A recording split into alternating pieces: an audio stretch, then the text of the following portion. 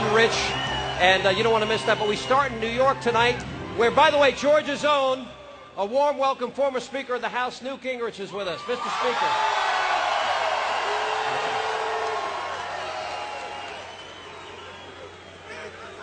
Mr. Speaker, here we are in your backyard in Georgia. We're probably, by the end of the night, going to have 20,000 people here, as you can hear. They're still coming in.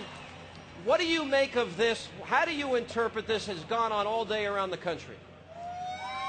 Well, Sean, first of all, I want to say to you and Dave Ryan from American Solutions and everybody else who's there, what a great representation for Atlanta and for Georgia. Here we've got thousands of people at City Hall. You can't believe this is New York with this kind of turnout. Bill Fortune told me 1,500 to 2,000 people in Nashville. Another friend wrote thousands in Virginia Beach, all over the country, huge turnout. I think this is a major turning point as Americans stand up and say to their politicians, enough. No more big spending, no more big deficit, no more tax increase. Let's get government under control.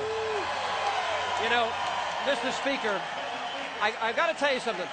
I just went down the line, and if you can look at this, there's a little girl right down the line here, and it says, "Keep your hands out of my piggy bank." And her sign right over here, Christina, and yeah, you like that. I'll give you this copy after I give you. But what's amazing about this, and by the way, I assume President Barack Obama is at the White House tonight looking at all of these arrogant Americans.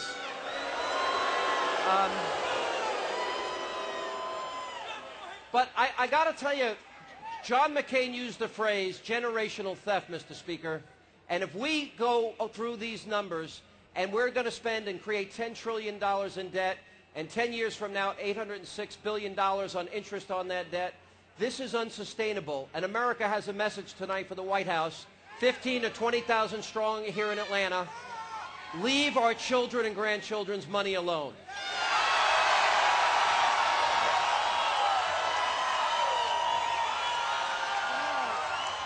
Kellen Gaida, who's the young man who organized New York, is a new businessman. He's not earning the kind of money that would get him taxed by Obama. But he wants his family and his children to have a better future.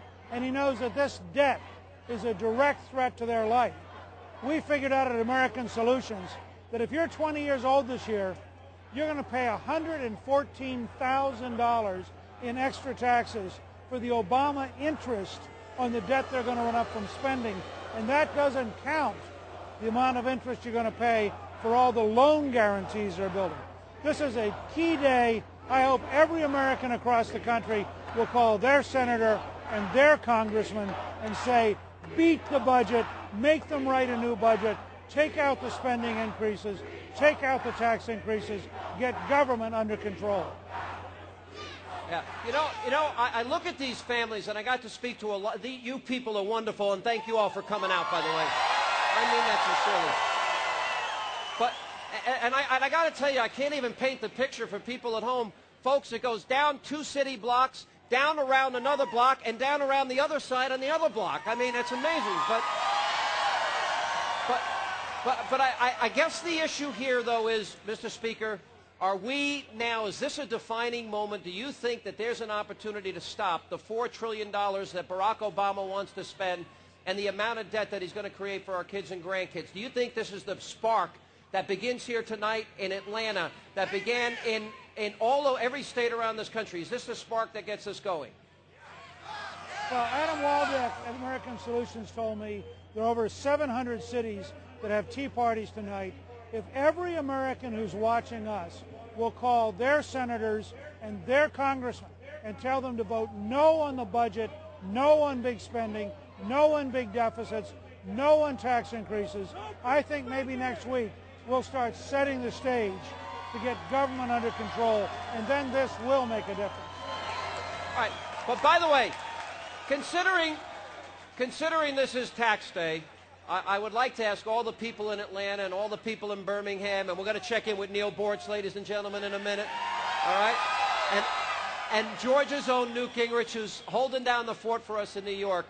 I would like to dedicate this day, and I would like to ask the Obama administration that if they appoint any more people, that we could do better than tax cheat Tim Geithner, who failed to pay his taxes. And I think that ought to be a prerequisite, Mr. Speaker, on this April 15th. Do you agree with me? Well, it would be nice to have a Secretary of the Treasury who paid his taxes before he raised our taxes. And I think there's something deeper going on. I think the Congress and the President need to understand from the American people that we think it's time to control government spending, get back to a balanced budget, and get America growing again. Don't get government growing. Well, Mr. Speaker, I want to ask you one serious question, because I am arguing, and what's amazing about what has happened today all across the country is that the American people are saying they're not thinking about themselves. They're thinking about their kids, and they're thinking about their grandkids. And they're thinking about the future of this country, and that's why everybody here and everybody in New York and around the country inspires me here. But if we're talking about this kind of debt and this kind of deficit, is this really a battle between not limited government and, less government? Obama, is this now a battle between capitalism and socialism?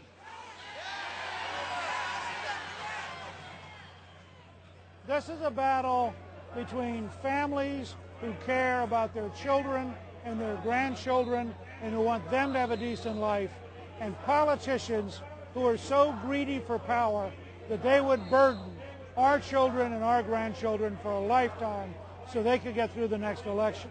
This is a battle between responsibility and absolute power grabs by irresponsible politicians. Mr. Speaker, thank you for being with us in New York tonight. Ladies and gentlemen, Newt Gingrich.